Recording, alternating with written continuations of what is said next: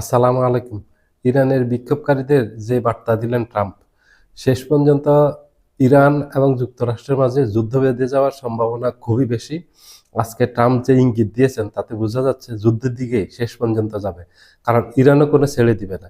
Iran সামরিক দিক থেকে অত্যন্ত শক্তিশালী, ইরানের অর্থনীতি কিছুটা দুর্বল এবং সামরিক দিক থেকে খুবই শক্তিশালী। ইরানের সেনাবাহিনী খুবই শক্তিশালী, ইরানের নৌবাহিনী খুব শক্তিশালী। ইরানের বিমান বাহিনীতে সামান্য কিছু দুর্বলতা আছে, একেবারে বিমান বাহিনী যে একেবারে দুর্বল সেটা না। ইরানও ছেড়ে দেওয়ার পাত্র না। ইরানের সেনাবাহিনী পৃথিবীর যে কয়টা সেনাবাহিনী আছে তার মাঝে সবচেয়ে সাহসী, কৌশলী এবং সেরা সেনাবাহিনী। ইরানের সব দিক থেকে ইরান শক্তিশালী, শুধু অর্থনৈতিকভাবে পশ্চিমা অবরোধের মুখে পড়ে অর্থনৈতিকভাবে দুর্বল। আর নাহলে কোনো দিক থেকে ইরান দুর্বল না। পুরো মধ্যপ্রাচ্যে ইরান এতদিন নিয়ন্ত্রণ করছেন। একসময় ইরান এর একটা সাম্রাজ্য ছিল। পৃথিবীতে দুইটা সাম্রাজ্যের অস্তিত্ব পাওয়া যায়, একদম পুরনো। একটা হলো রোম সাম্রাজ্য, আর একটা হলো পারস্য সাম্রাজ্য। পারস্য সাম্রাজ্য হলো আজকের ইরান। ইরান কিন্তু একসময় পৃথিবীর বিশাল একটা অংশ ইরান শাসন করছে। ইরানের একটা ঐতিহ্য আছে। ইরানকে চাইলে কেউ হুমকি ধুমকি দিয়ে ফেলে দিতে পারবে সেটা না। যে ভেনেজুয়েলার মতো একেবারে ভেনেজুয়েলার ভিতরে ঢুকে তার প্রেসিডেন্টকে অপহরণ করে নিয়ে আসা, সেখানে মাস্তানি দেখানো আমেরিকার, এটা এত সহজ হবে না। ইরানে আক্রমণ করা আমেরিকার জন্য খুব কঠিন হবে, খুব চ্যালেঞ্জের হবে।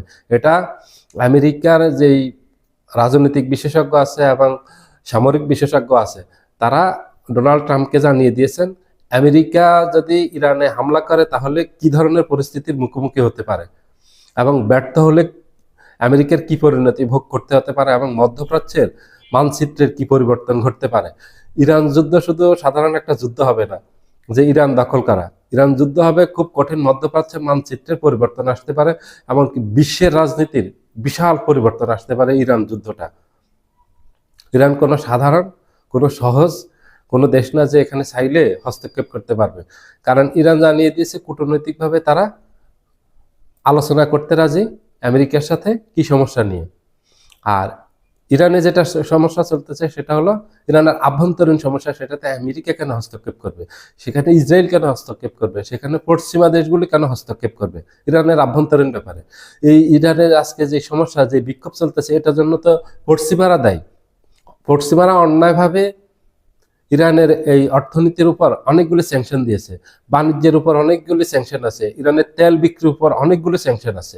তাদের কারণে ইরানি জনগণ বছরের পর বছর থেকে দুর্ভোগে পোহাচ্ছে এবং এই যে দ্রব্যমূল্যের ঊর্ধ্বগতি, তাদের মুদ্রার মানে পড়ে যাওয়া, এগুলিতে যে কষ্টে আছে ইরানের জনগণ, সেটা তো পশ্চিমাদের কারণে।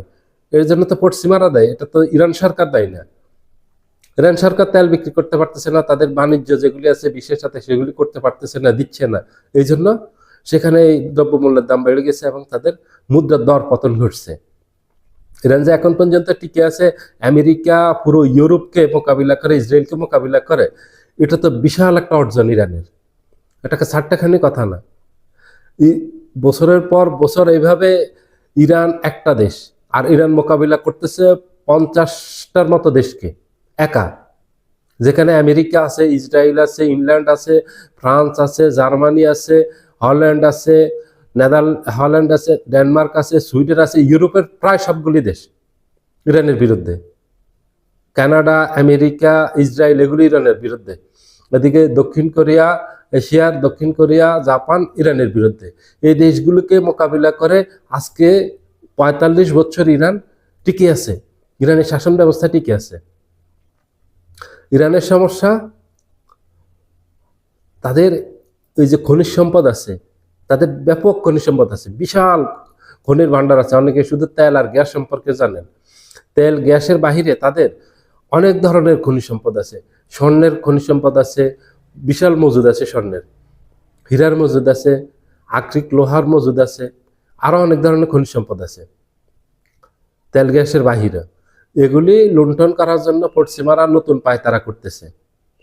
ইরানের সরকার পরিবর্তন, ইরানের সরকার পরিবর্তনের মাধ্যমে পশ্চিমারা তাদের অনুগত, তাদের পুতুল একটা সরকার ইরানে বসাবে এবং পশ্চিমারা যা নির্দেশ দিবে ঠিক সেইভাবে তার পুতুল সরকার চলবে, এর বাহিরে তার কোনো স্বাধীনতা থাকবে না।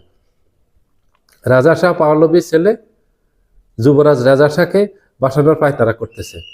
এবং আমেরিকার আজকের যে আভাস, ডোনাল্ড ট্রাম্প যে আভাস দিয়েছেন, বিক্ষোভকারীদেরকে বলছেন যে বিক্ষোভ অব্যাহত রাখতে এবং সরকারি বিভিন্ন প্রতিষ্ঠান দখলে নিতে, আর যারা হত্যা চালাচ্ছে তাদের নাম লিস্ট করে রাখতে। এই বিক্ষোভকারীদের জন্য খুব দ্রুত সাহায্য আসতেছে, দ্রুত সাহায্য পাবে বিক্ষোভকারীরা। এবং সে সিদ্ধান্ত নিয়েছে, কয়েকটাই সিদ্ধান্ত রাখছে। একটা হলো ইরানে বিমান হামলা চালানো, সামরিক পদক্ষেপ নেওয়া, এবং বিকল্প আরও অনেক ব্যবস্থা রেখেছে যেগুলি প্রকাশ করেনি। এখন যেটা বোঝা যাচ্ছে, ইরান আলোচনার প্রস্তাব দিয়েছে, সেটাতে রাজি হয়নি। ডোনাল্ড ট্রাম্প বলছে আগে ইরানে হামলা, তারপরে আলোচনা। তার অর্থ হলো ইরানে হামলা চালাবে। এখন পর্যন্ত এই আভাসই পাওয়া যাচ্ছে, ইরানে যদি হামলা চালায়, ইরান পাল্টা হামলা চালাবে, ইরান বসে থাকবে না। কারণ ইরানের সেই সামরিক সক্ষমতা আছে এবং সেই শক্তি আছে, এবং ইরান গত বছর সেটা প্রমাণও করে দিয়েছে।